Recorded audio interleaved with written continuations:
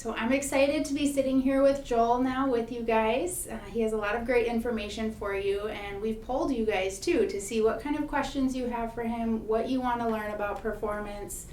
So we're just going to dive right in, and I'll let him also introduce himself and the work that he does as he talks. Hey guys, thanks for having me on. Thanks for signing in. Really excited to be here and contribute to this event that Illinois HPP is putting on. Like Danielle said, my name's Joel. I run Pelland Performance Consulting, which is just a consulting company that works with athletes to be their very best. We talk about mental skills, lifestyle, and talk about nutrition and work with athletes to be their best self, as well as leadership skills. So I'm really excited to be here and do this interview with Danielle and hopefully give you guys some things that you can walk away from to apply and make yourselves better today. So let's dive right into that. Let's talk a little bit about the mental and physical resiliency given these different times that we're in. What are some things that students can do nowadays to work on that physical and mental resiliency? Well, I think it's a tough time as it is. So you guys are already developing resiliency as we're going through this. What I would suggest is you got to stay on top of your physical training. We were talking before the interview how the playing ground is level right now. You know, no matter what level you're playing at, no matter how old you are, the facilities are closed, the gyms are closed, the private trainers are closed, the personal lessons can't happen. Everybody is the same now. And so you can either be a player, as I say, or you can be a victim. And the player goes out and finds ways to get better, to continue their training. Victims will look for excuses saying, oh, well, this is closed, or I can't do this, or this is too hard or too difficult. And you're gonna get better or you're gonna get worse. There's no staying the same. And so as you're navigating through this time, that's one of the big things is to stay on top of your physical training. Body weight workouts, find something at home that you can use for weights, or go to purchase something small, you know, that you can, some dumbbells or something, bands, work with some clients who are doing a lot of band work, a lot of running, a lot of dumbbell work in their homes because that's all they have access to. But as we know with training, if you don't use it, you lose it. So if you're not utilizing and you're not using those muscle groups and you're not taxing them and pushing them, your strength gains are going to go down. And there's other people out there that are taking advantage of this time, and their strength gains are going to go up, and you're going to get passed up. So that's the biggest thing right now, as far as a physical standpoint, is making sure that you're doing something to stay on your training, because it's gonna end up either benefiting you or costing you when this is all over and you get back out onto the playing field. So for students and athletes, can you go a little bit more into depth about what the physical benefits are of just keeping your body moving and being able to stay fit? Yeah, so whether you're an athlete or not, right, staying in physical shape, good shape, is important for performance, and it's important for overall health. And when you think about the situation that we're in, and you look at some of the articles coming out about mental health, one of the things that they always talk about helping your mental health is addressing your physical health. So working out, running, exercising releases different chemicals and different hormones in the body that will help your mental health as well during this time. But if you're a musician, right, you've got to have conditioning, right? When you're up and you're performing, you've got to stay in shape so that you can perform your best for the duration of your performance. Same thing if you're on stage for theater, or just when you go back to school for your academics, right? I mean, just staying in good shape is going to help your brain function better. It's going to help your body function better. You're going to feel more awake. There's just so many positive things for physical training that doesn't just pertain to athletes, but in other areas of performance as well. And I know some of our students are saying it's hard because they're not with their friends or they don't have their groups anymore. But we've seen some really collaborative ways that they've been able to stay connected. Some that I've heard of are things like apps that they can do workouts with or hold one another accountable to physical goals. Or maybe it's finding some type of video workout or online challenge that they can hold one another accountable to. Any other ways that you've heard of that students can work together even though they might be apart? Yeah, I mean, you said a lot of the, really, really good and common ones. My go-to always is YouTube. I mean, YouTube, you can YouTube anything and it'll give you, upper body weight workouts, lower body. I mean, you don't need weights to work out. I want to make sure that everyone, your body is a workout machine if you can group the right exercises together, and you can change the pace and duration of the lift. So instead of doing reps really quickly, you can slow it down so that there's constant muscle tension, and you can do full body burpees. I mean, there's a ton of body weight things that you can do. So don't think that you need a gym. I mean, I think it was Herschel Walker. You guys probably don't know who that is, but he was an old linebacker, I believe, for the Giants. But he didn't lift the weight his entire career. But he would do 300 push-ups, 500 push-ups a day, and he would use his body to train and really develop the strength that he needed. So don't think that you need bands, weights. Those are just kind of bonuses if you have them or you can get a hold of them. But your body is a machine. You can work out and you can get your heart rate up and you can do creative things. But YouTube is my go-to when it comes to body weight exercises. They have a huge community on there of fitness experts and fitness people who post videos with different exercises, and you can group them together as you want and pace it out. But that would be my go-to is YouTube. So with physical fitness comes the need for rest and relaxation, and one of my favorites is sleep. So let's talk a little bit about that, and what does recovery look like during this time, and is it important to be getting that 8 hours of sleep? I know but I nerd out on sleep. I think sleep is that golden magic pill for performance, and it's going to be a lot harder to get that now because you don't have a set routine unless you make it. And so that's going to take discipline, it's going to take focus, it's going to take mental toughness to stick with it. But the magic number, and if you've heard me talk before, is 9 hours and 15 minutes. Right, that's the magic number where you can get at least 4 full cycles of sleep in, and your REM sleep gets longer and longer each cycle. So if you're missing out on that last cycle, it's I got 3 out of the 4 cycles, that's not bad. But that 4th cycle is the longest cycle that you're in REM, and that's the longest cycle of hormonal release, and brain, there's part of your sleep where you start storing movement patterns in your brain for when you're drilling and doing things like that. So sleep is crucial, and you've got to stay disciplined to it. It's easy to stay up late, and that's kind of how the teenage brain is wired, right? To be up late and sleep in, but you've really got to kind of fight that because your body's not going to adjust. It's I'll still get my 9 hours and 15 minutes in, but I'll go to sleep at 3 a.m. and wake up at 12:15. The body's not going to adjust to that. That's not how it works. So when I work with the kids that I work with right now, we're really trying to fight and get as early as we can, so that we're having a decent wake up. So I would think in the summertime, I mean, I can live with a 10:30, 11 o'clock and waking up at 7 or 8. But ideally, it would be a 9 to 6:15 type schedule. And if you're I'm going to bed regularly now at 12:30 at night. Don't try to make the jump 3 hours to a 9 o'clock, right? Start making small changes in your lifestyle and move it back. So if you've been going to bed really, really late at 12:30, 1 o'clock in the morning, start moving it back 15, 20 minutes, each week. It's not going to be an overnight thing that's going to happen, but the more you can start to move that back and gather that cycle of REM sleep on the back end, the better it's going to be. So sleep is absolutely crucial. Recovery is absolutely crucial.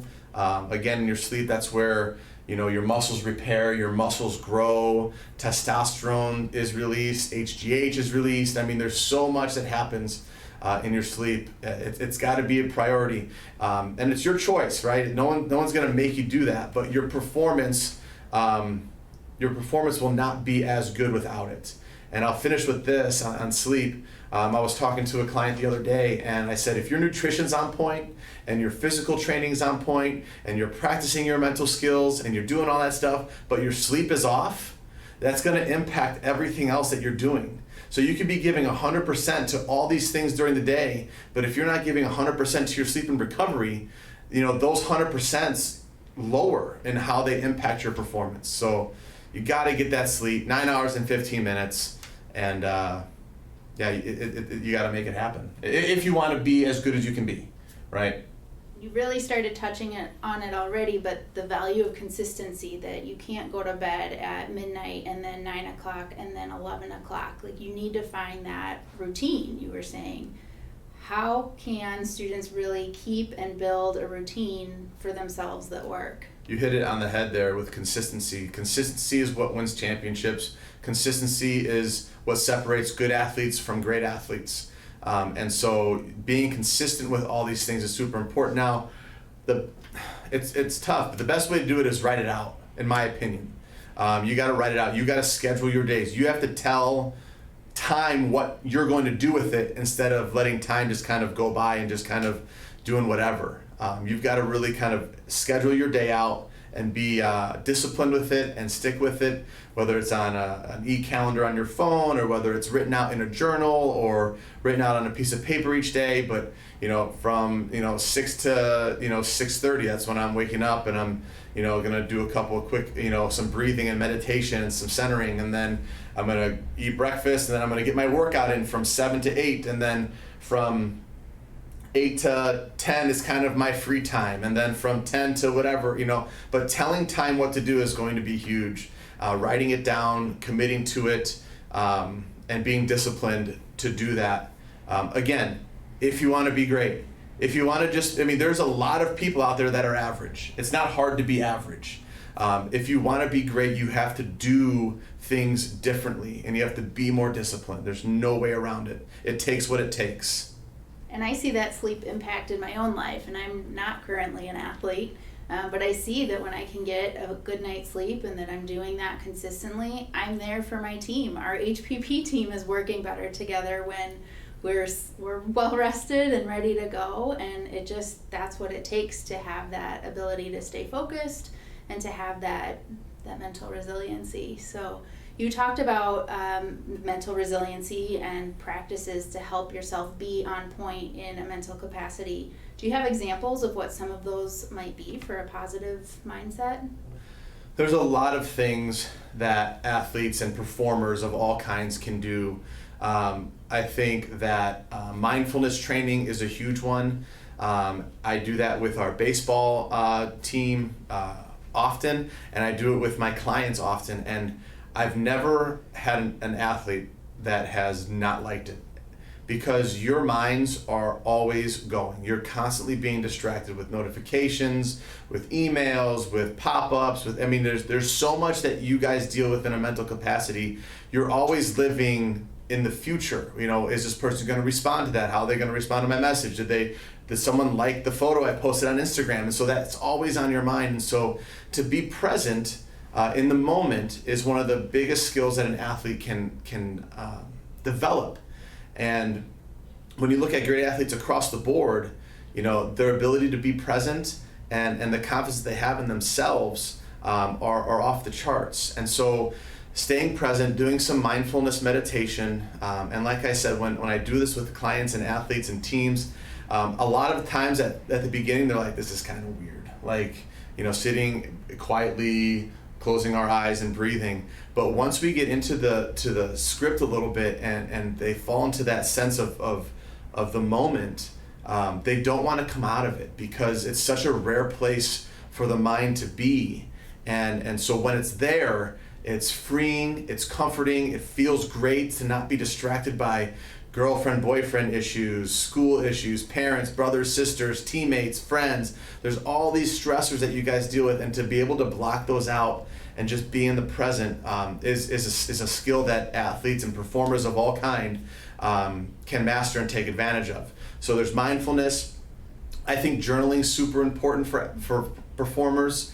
I know that the Illinois HPP had like a little journal sheet that is, I don't know if it's on your, I think it's on your website, but I think if you print out a couple of those or buy a journal, but just writing down reflections on the day, wins that you've had throughout the day, how is your sleep, just kind of tracking these things, because it's hard to remember, and when you write it down you don't have to remember it anymore, so that again frees your mind up from having to remember things. And so journaling, I think, is super important for performers to do, as well as imagery. So I'm a big imagery person. I work with it with my players, my clients, teams that I work with. The mind doesn't know the difference between fantasy and reality, right? That's what makes scary movies so effective, is it's on a TV screen, it's not real, but yet when you really take a second to be aware of yourself, there's times in the movie where your heart rate's racing, where your mind's like, things are getting intense. You can feel it in your body. We know it's fake, but the mind can't tell. And so what I try to do, and what, with athletes and performers, is you try to create a movie in your mind of yourself, because you can actually train your brain, because we know, as with John Underwood and Illinois HPP, the biggest thing about performance is central nervous system readiness, and that the brain controls all the movements of the body, right? And so when you can train the brain with movement patterns, whether it's playing an instrument or a song on an instrument, or performing a skill in a sport, you can actually train trick your brain to thinking that you've had that experience already. And so there's tons of studies and research out there about how imagery can improve skills, specific skills. It can improve ability to handle certain situations. I work with a professional baseball player who was in the minor leagues with the Yankees, and we did imagery, but some of the imagery that we did involved him in Yankee Stadium. Because you don't want the first time that you pitch professionally in the show to be the first time that you walk out there. You want to have already been there in your mind before. And there was a golfer, I believe it was Jack Nicklaus, who said, I always take the same shot twice, once in my mind and then once with my body. And so he's already seeing it in his mind and how he wants to perform the shot, and then he goes out there and does it. So I would say, there's a lot of other things we could talk about, but I would say those three, with mindfulness, journaling, and imagery, are three ways that today performers can start to improve and stay on top of their game in the situation that we're in. And I think what's so cool is just the parallel that's built between physical resiliency and mental resiliency, and that it's the same approach. It's the ability to control your body and have the opportunity to tell yourself, this is how I want to train, this is how it's going to happen. And it's so important both for the physical and the mental aspect to be able to achieve what your goals are. So a lot of time and effort goes into physical training, but that mental training is just as important. So those are great strategies for sure. And you'll find in your participant packet is that daily log as well. So you'll have the opportunity to look through, track some of your behaviors throughout the day, and see what might I be able to change, or what do I see working with how I felt today. So definitely encourage you guys to look at that. One of the pieces that's on that log is really about what you're putting into your body. So can you speak about how nutrition and chemical health are so important as it relates to performance? So nutrition to our bodies as performers is like gas to a car, right? That's how we have to look at food. A lot of times we look at food, and I do too. I believe me, when I'm talking about food, I'm not talking down to anybody. I'm talking right with you, because I love some Portillo's, I love, Cheez-Its, and I'm a carbaholic. But at the same time, you've really got to pay attention to what you're putting in your body, especially during this time, because we haven't been training as much as we normally have. We haven't been with our teams, and we haven't been, the intensity hasn't been as great as maybe it's been in the past, or as consistent as it's been in the past. And so your body's not burning as many calories as it has been before. So you want to really be aware of what you're putting into your body, especially when it comes to food right now. Because when you're at home and you're sitting and you're playing video games and you're chatting with your friends online, and then you're kind of sitting around, people start, and I do too, start eating out of boredom. You're bored, so you go to the cupboard and you see what's there to munch on. And you just got to be really careful, because those calories can add up. I mean, I think a lot of us can polish off a box of Cheez-Its in a sitting. But when you look at the amount of calories that you're taking in, and she's making a face. That's not for, I love Cheez-Its. When you look at the amount of calories that you take in, like that's almost like close to 1,800, 2,000 calories in a box. So you got to be really aware. You got to read the food label. You got to know what you're putting into your body, because it's really easy to kind of let that get out of control right now, especially if our intensity in our training is not as high. So really, when I do nutritional work with athletes, I try to get them on a app called Chronometer. It's a great app that tracks your macronutrients, so your fats, your carbs, and your proteins. And it also breaks down everything. So it's basically a food log that breaks down all the food, and it really allows you to see what you're putting into your body and how much. And it allows you to set goals. It takes your height, your weight, all that kind of stuff, so that you can really be aware of what you're putting in. And so it'll also let you know, like, hey, with your goals that you have for yourself, you're at 60% of your fat intake, 30% of your protein, and 70% of your carbs. So now you know, all right, well, for the rest of the day, this is kind of what I have to work with. And if you go over it, it's okay. You just got to work on getting better each day. It's not about being perfect. It's about being better. And so the Chronometer app is one that I use with athletes, and I think it's fantastic. It gives you a really good breakdown of everything. So nutrition is going to be huge.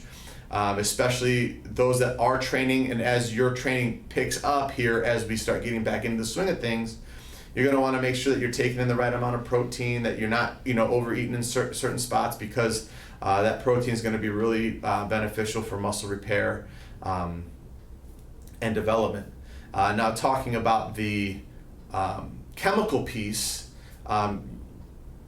the drug using rates, not with teenagers in it, but you've seen them gone up a little bit here with this situation. A lot of people dealing with job losses, a lot of people dealing with some really big stressors, and unfortunately some of the things that they've turned to deal with those stressors is drugs, whether it be alcohol, whether it be tobacco, and vaping. So you got to be really aware, and you got to be really mentally tough, especially if someone out there has already started using vape pens and things like that. There's no judgment here. It's a tough world that we live in, but if you want to achieve your personal best, that stuff can't be a part of your lifestyle. And that's not me telling you not to do. The science and the research shows that your body cannot perform at high levels when people are using alcohol and tobacco and drugs and things like that. So just be very aware of what you're putting into your body, what your lifestyle is looking like. A common thing that I get is, well, so-and-so, a professional athlete, openly uses marijuana, or this guy, goes out partying all the time. And I say, well, you're going to use the very smallest percentage of athletes to throw over the blanket of all athletes, right? Is there a small percentage of athletes out there? Because when we talk about professional athletes, we're talking about their top 1%ers. They're the top 1% in the world in their sport, right? And so then when you take that 1% and you break down the ones that can actually perform at that level with a poor lifestyle, you're talking about maybe 1/4% of the percent, right? And so that's such a small piece that you cannot use them as the blanket for all athletes. The majority of the other 99.97% of athletes cannot perform at their best while using that.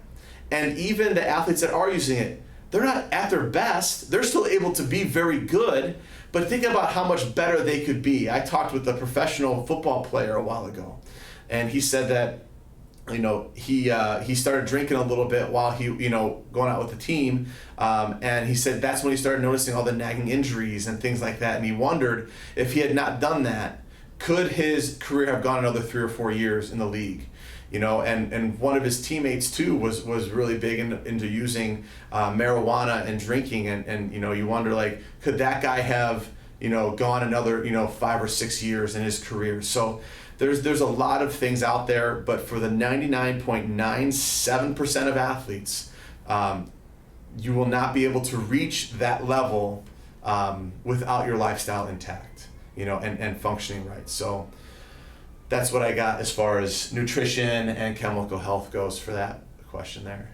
So I think that normative message really makes a lot of sense, whether it's for the professional athlete or for any person, that we hear about those sensationalized stories, and that seems to be what sticks in our head, but the reality is that's not what most people are doing. So keep that in mind as you guys are going out in your own adventures with your groups or your teams or your chapters, that the choices you make are likely going to be those healthy choices, and it's what you're wanting for your optimal performance.